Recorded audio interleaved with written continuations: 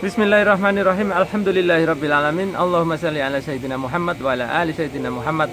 Teman-teman, dalam video kali ini saya akan membahas tentang hidrolik rampam atau biasa disingkat pompa hidram gitu ya. Nah, mungkin banyak sekali di YouTube kawan-kawan sudah melihat bagaimana orang membuat pompa hidram ini, bahkan ada tutorialnya satu persatu.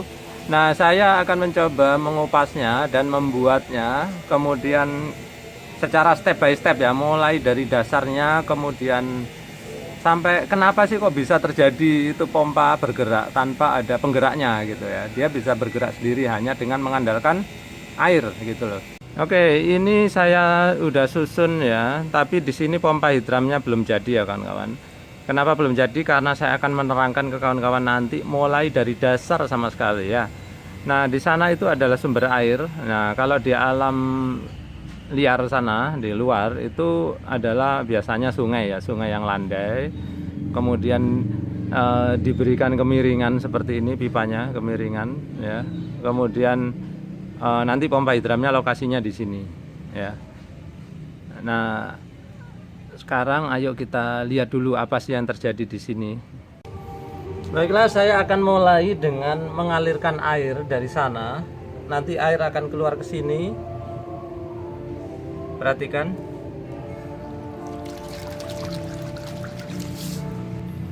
Nah, kawan-kawan perhatikan ketika tadi saya tutup ya. Ini di sini terjadi lonjakan tekanan.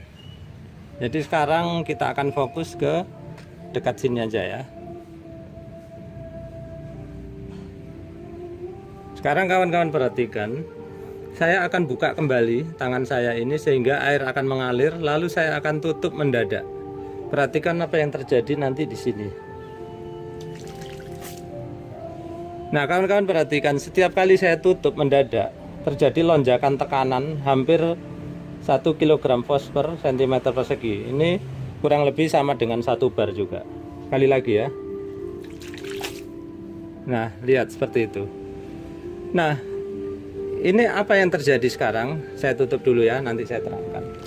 Oke, fenomena apa tadi yang terjadi? Jadi gini kan, ketika saya tadi mengalirkan air dari sana, kemudian air keluar melalui sini, maka di dalam pipa ini terjadi aliran air, di mana air tersebut mengandung energi kinetik. Energi kinetik itu dirumuskan dengan setengah mv kuadrat, di mana m adalah massa dari air, kemudian v adalah kecepatan dari air. Nah, ketika di sini saya tutup mendadak, energi itu kan harus disalurkan, ya kan? Energi tidak bisa begitu saja hilang gitu. Ingat ada hukum kekekalan energi. Nah, energi kinetik itu tadi sebagian besar ya, dia berubah menjadi water hammer ya. Jadi air itu memiliki kekuatan seperti memukul, boom gitu.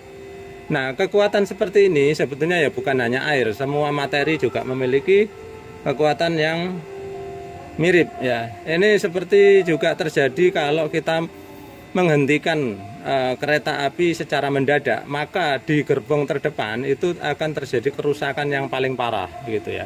Nah, sama juga di sini ketika kita menghentikan bom gitu ya secara mendadak, maka di daerah sini itu terjadi impuls ya, terjadi kayak pukulan air sehingga dia pengen menyalurkan pukulan itu ke segala arah ya.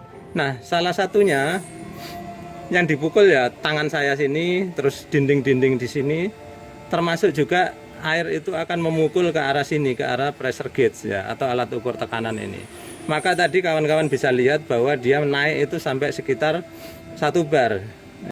Nah, mudah-mudahan dari sini kawan-kawan tahu bahwa ternyata yang dimanfaatkan oleh pompa hidram adalah energi kinetik dari air.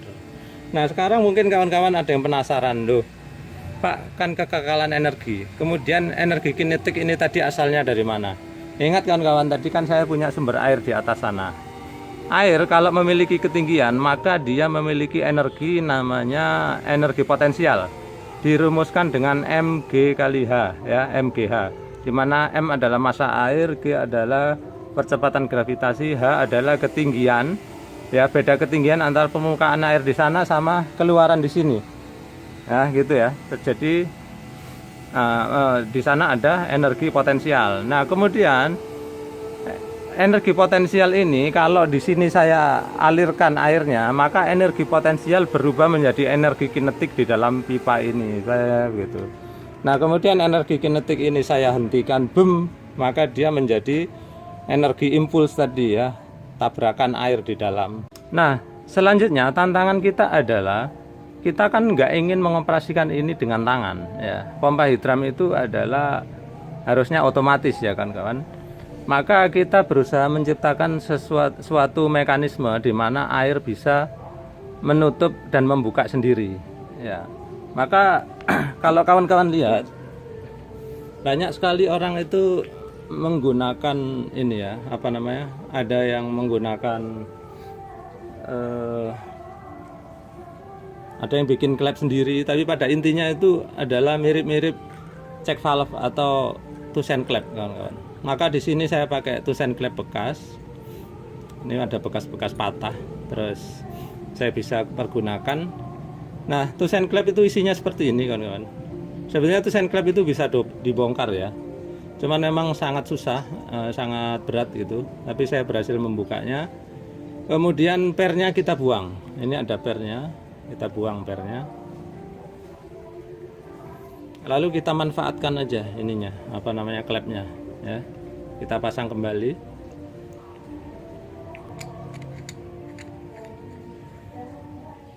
Nah, kita berharap dengan Tusen klep yang sudah kita ambil pernya ini, maka nanti air ya, aliran air, kecepatan air, energi kinetik akan mendorong dia ke sana, mendorong lewat dalam sini, sehingga air akan keluar ke sini. Sambil air keluar, sambil dia membawa klep yang di dalam ini, sehingga nanti akan menutup gitu ya. Kita coba pasang dulu apakah berhasil ya. Sekarang saya akan buka kerannya.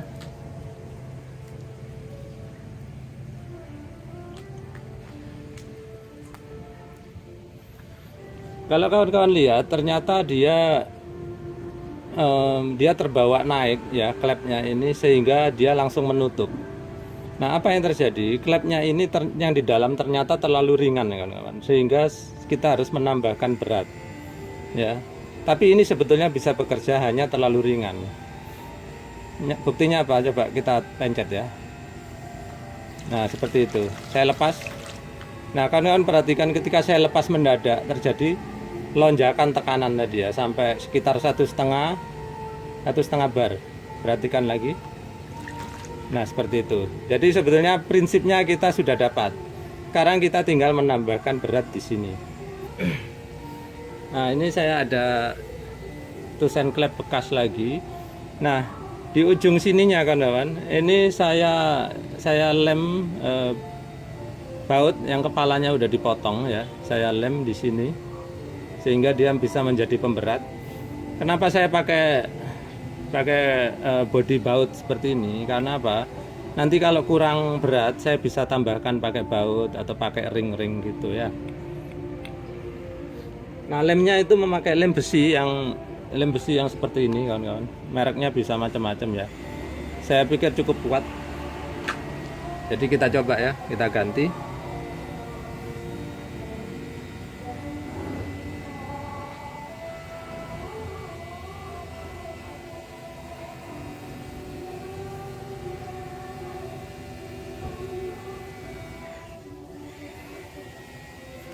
Sekarang keran saya buka.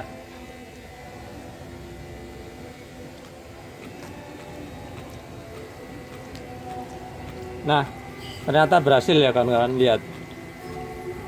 Jadi perhatikan apa yang terjadi, kok bisa dia naik turun seperti itu. Ingat ya kawan-kawan, ketika tadi klep ini posisinya jatuh ke bawah kayak gini ya, maka air mengalir. Nah, ketika air mengalir, dia itu sambil membawa isi klep ini ya. Jadi isinya itu dibawa naik. Ketika sampai ke atas, klep ini menutup ya, karena dia adalah check valve atau Tusen klep tadi. Memang fungsinya dia akan menutup kalau didorong dari bawah ya. Dia ini check valve yang dibalik. Nah kemudian setelah dia tertutup sampai atas, kan terjadi tadi yang saya bilang water hammer ya, atau impuls tadi di dalam itu. Nah, setelah terjadi ledakan impuls di dalam, air kan tadinya air asalnya kan dari sana ya, ke sini boom, dia tertabrak. Maka air itu sedikit banyak itu akan kembali ke sana sebagian. Ketika air kembali ke sana, maka dia jatuh lagi yang sini ya. Dia jatuh seperti itu. Nah, itu terjadi terus berulang-ulang. Ketika dia jatuh, dia terdorong lagi ke atas. Ketika dia ke atas tadi, karena impuls air balik ke sana, dia turun gitu ya. Nah, seperti itu.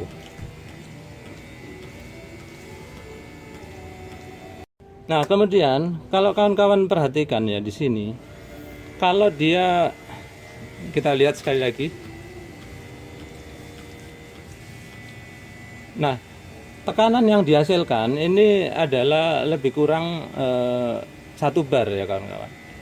Kalau tekanannya 1 bar, ini artinya apa? Artinya dia itu bisa menaikkan air sampai setinggi kira-kira 10 meter gitu ya. Nah, bagaimana caranya agar kita bisa menaikkan lebih tinggi lagi? Kawan-kawan perhatikan, dia di sini ya, perhatikan ya. Nah, perhatikan di sini air ketika dia keluar, ya, keluarnya itu belum kenceng. Ini klep udah nutup seperti ini. Nah, kalau kita ingin tekanannya lebih tinggi, maka dia harus menutup lebih lambat. Kenapa harus lebih lambat? Ya, dia harus membiarkan air mengalir lebih kencang lagi. Kawan-kawan tahu kan bahwa air dari posisi sekarang kan nggak ada kecepatan lewat sini kan, V sama dengan 0. Nah, V itu akan maksimal ketika percepatannya itu sudah sama dengan 0 gitu ya. Jadi kita harus mendapatkan ketika air itu yang posisi tertinggi. Jadi disitulah percepatan sama dengan 0. Ini sudah tertinggi kan segini, baru kita lepas. Dam. Nah, perhatikan ketika tadi saya lepas ya, air sudah posisi paling tinggi, udah nggak bisa lebih tinggi lagi. Di situ tadi percepatan sudah sama dengan 0. Nah, dan V sudah maksimal. Ketika V sudah maksimal, kemudian saya tutup, maka dia melompat itu sampai kurang lebih 1,5 bar ya kan. Nah, sehingga kesimpulannya apa? Di sini jangan boleh terlalu cepat dia untuk nutup. Dia harus menunggu. Nah, ini dia nggak mau menunggu. Kenapa? Karena di sini terlalu ringan, baru kena aliran sedikit aja dia udah naik. Ya. Sekarang kita akan berikan dia tambahan berat.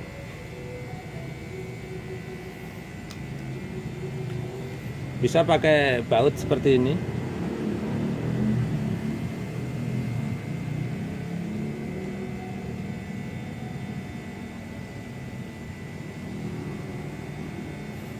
Nah, coba kalau kita tambahkan segini ya, dia ada kenaikan nggak? Perhatikan. Ada kenaikan sedikit, kira-kira menjadi 1,1 ya. Kita coba lebih berat lagi, kita tambahin lagi seperti ini. Ini seadanya aja kawan-kawannya. Kalau adanya kawan-kawan di rumah murmur segala macam atau gulungan timah, boleh aja ditambahkan situ. Sekarang perhatikan.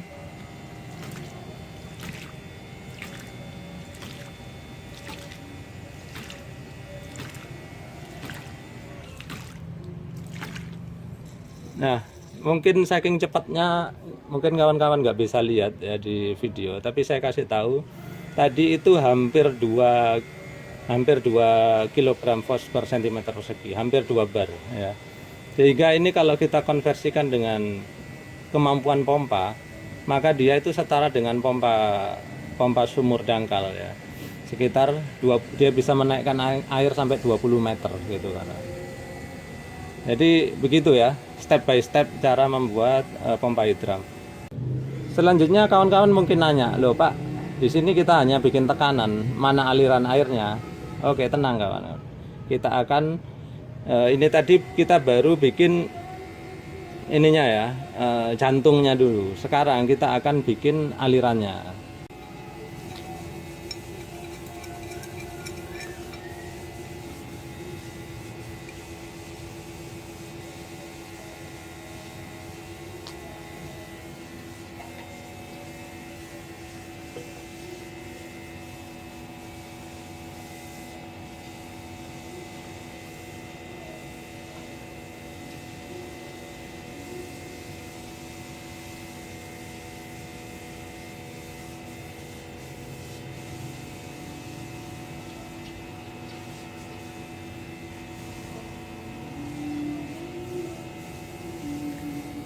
Nah, kira-kira sekarang menjadi seperti ini.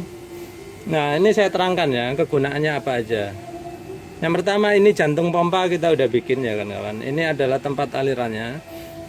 Nah, apa saja yang diperlukan? Yang pertama ini adalah check valve atau ini klep tabok.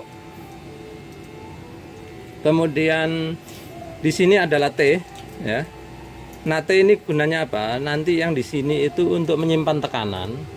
Sedangkan yang di sini untuk mengalirkan airnya kawan-kawan. Kita mau memompakan kemana nanti kita akan lewatkan sini. Nah, sementara di sini saya akan pasang pressure gauge. Kita akan mengukur kembali apakah benar tadi yang saya bilang tekanan bisa sampai 20 meter nantinya atau 2 bar ya.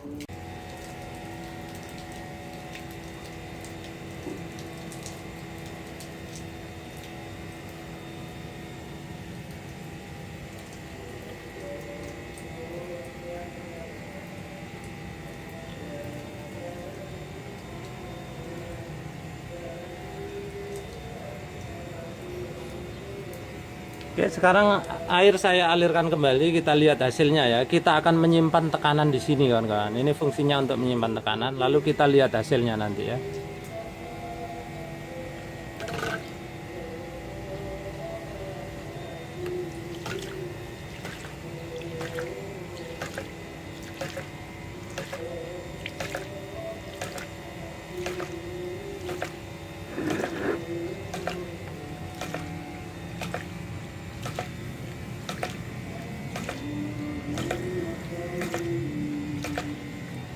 Perhatikan tekanan mulai naik sedikit demi sedikit.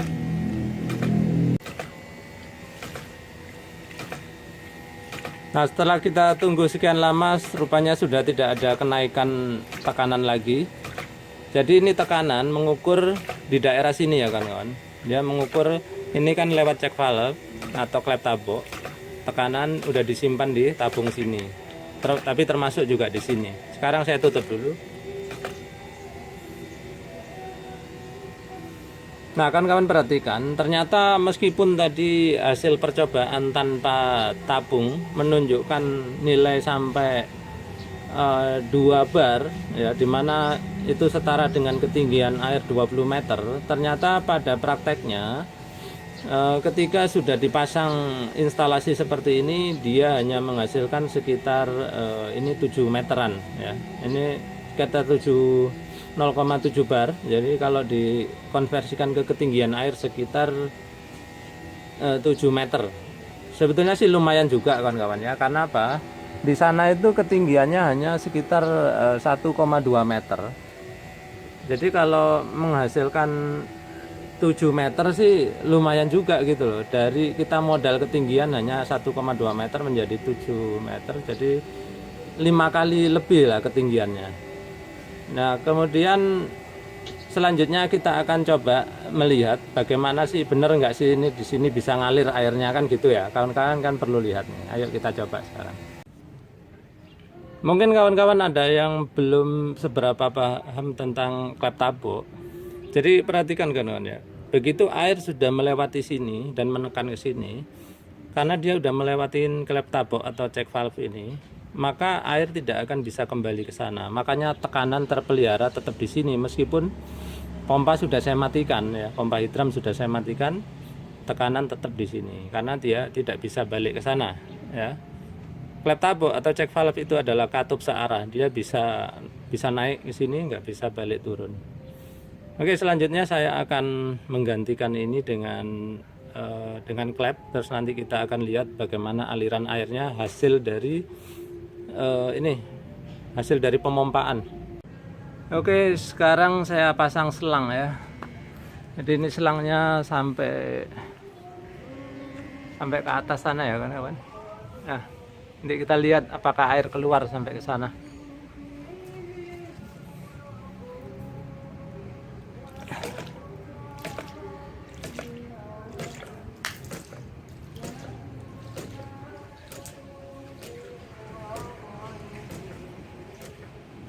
Nah, ternyata air mengalir ya.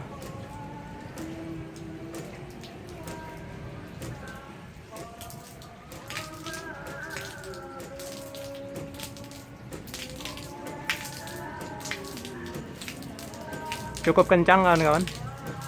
Ini ketinggiannya sekitar hampir 4 meter ya.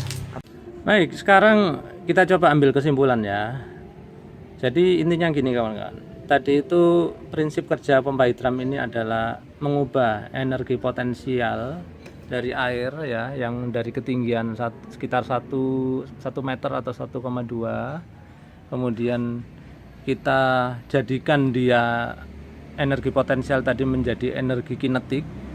Lalu energi kinetik tadi kita buatkan mekanisme di sini sehingga dia menjadi energi impuls ya, tabrakan. Kemudian energi impuls ini tadi kita simpan di dalam tabung ini sehingga dia kembali menjadi energi potensial dan dia menghasilkan tekanan yang lebih tinggi dibandingkan dengan energi tekanan yang berada di sana itu. Nah kemudian akhirnya dengan energi potensial yang terkumpul di sini kita bisa mengalirkan menjadi lebih tinggi lagi ya. Jadi jelas terjadi perubahan ketinggian air. Nah kemudian dari kesimpulan tadi, maka kawan-kawan harusnya bisa memiliki dasar pengetahuan sehingga kalau ingin mengembangkan pompa ini akhirnya tahu arahnya. Ya, yang pertama, kalau ingin membuat tekanan lebih tinggi, ya maka apa yang harus dilakukan? Ya energi kinetik di sini harus diperbesar. Energi kinetik tadi kan komponennya itu adalah setengah mv kuadrat ya. Jadi komponennya adalah m dan v, massa air. Nah, maka untuk menaikkan energi kinetik bisa dilakukan dengan cara menaikkan massa. Artinya apa? Pipa bisa lebih besar. Nah, itu akan menaikkan massa dari air. Kemudian v, kecepatan. Kecepatan bisa diatur di sini dengan tidak cepat-cepat menutup, ya kan? Caranya gimana ya, dengan menambahkan beban agar klep di sini tidak cepat menutup ya. Kita tunggu agak lambat baru tep, tunggu agak lambat baru tep.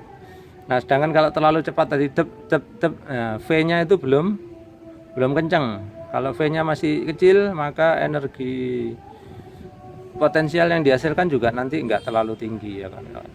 Nah seperti itu. Kemudian untuk menaikkan volume aliran tentu saja ya tinggal memperbesar skalanya aja. Ini kan skala kecil, tinggal semuanya dijadikan besar. Ini di sini saya memakai ukurannya serba 3/4. Jadi kalau kawan-kawan besarkan ini menjadi 2 inci, ini 2 inci ya tentu saja hasil alirannya pun akan besar.